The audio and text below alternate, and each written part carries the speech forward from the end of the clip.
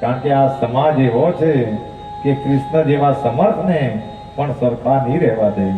તો તમારે ને મારા જેવાએ તો બહુ આશા નહીં રાખવાની.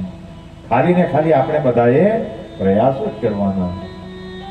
એટલે આપણે જીના શરણમાં છે એ સમજશે એમના બતાવેલા રસ્તાએ આપણે બધાએ ચાલ્યા કરવાનું.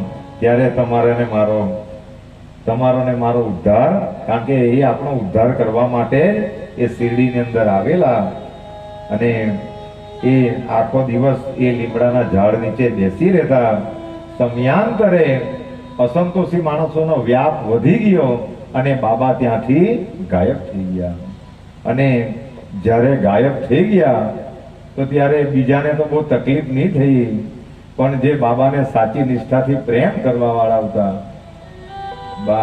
જો પ્રેમની પરિભાષાને તો વારંવાર પ્રવચનોમાં બધાને કહેલું કે આખી કથા જ પ્રેમની છે. સાંઈ આ એક સદગુરુ તત્વની કથા છે કે આમાં એક દિવસે એક બાઈએ હમણાં પહેલા દિવસે એમ કહ્યું કે જરાક ગરબા રમવાના હતા, પણ આ કથા સદગુરુ તત્વની કથા છે. કૃષ્ણ કથા હોય તો કદાચ આપણે ચાલુમાં ગરબા પણ રમી નાખીએ, પણ આ કથા સદગુરુના પરમ તત્વની કથા છે. એટલે આમાં બહુ નિયમોને જાળવવું પડે.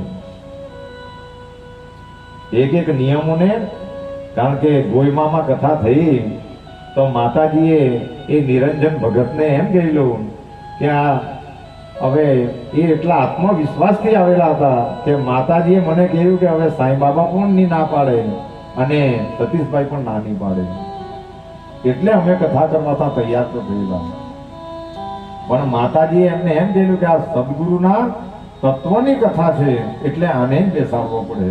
એ તો માતાજીએ કહેલું હશે, નહીં કહેલું હશે તે તો હવે જીને કહેલું તેને જ ખબર.